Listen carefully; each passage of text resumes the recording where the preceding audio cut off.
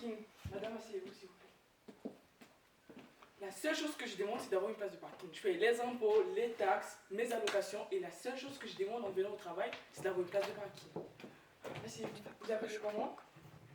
Aïcha. Ah. Ça m'exaspère de savoir qu'il y a des Européens qui s'appellent avec des noms africains.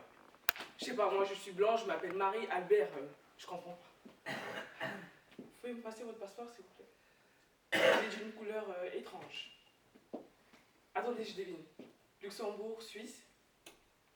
Ah, vous êtes marocaine.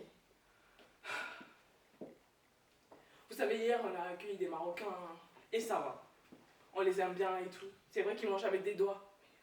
Ça va. L'étranger.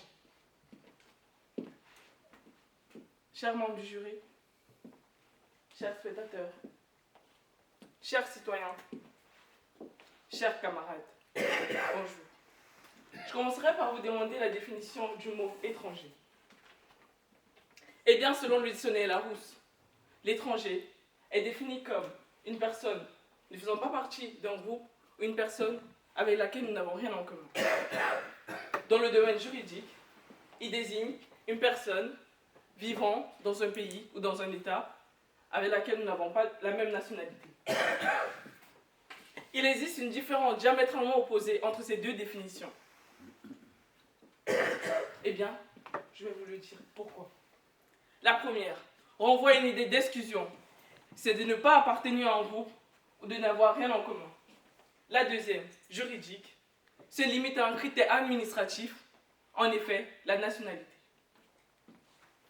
Pourtant, réduire l'être humain à un simple passeport reviendrait à nier l'existence et l'essentiel de l'humain.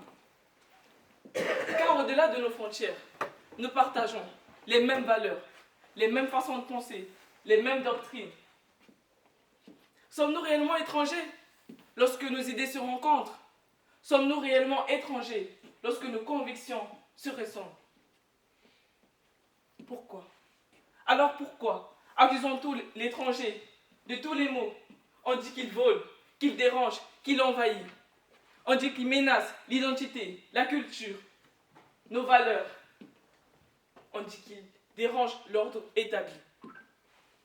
Et je pourrais dire, paradoxalement, que c'est bien autour de l'étranger que sont nées les idéologies les plus violentes de notre histoire, notamment le racisme, la xénophobie, l'islamophobie et d'une certaine manière, le féminisme.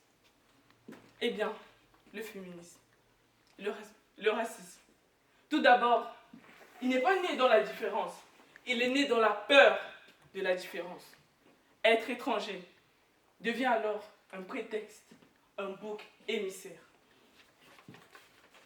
La xénophobie, elle, transforme l'inconnu en une menace. L'étranger devient alors une excuse pour justifier l'exclusion, le rejet, l'envie de domination. Et le féminisme, lui aussi il est né dans un regard posé sur l'autre. La femme a longtemps été étrangère au sein même de notre société, exclue du pouvoir, du droit de vote, de la parole.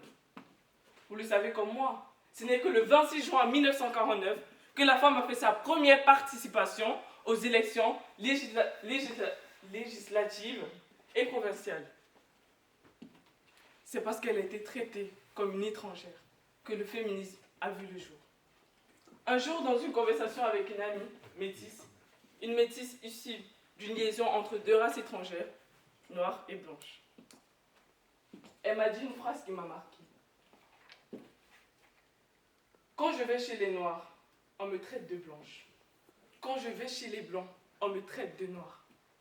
Alors, qui suis-je? Qui suis-je? Vous vous demandez ce que je lui ai répondu. Alors je lui ai dit, à la fois d'ici, à la fois d'ailleurs, à la peau trop étrange pour être une vraie européenne, à la peau trop étrange pour être une vraie africaine.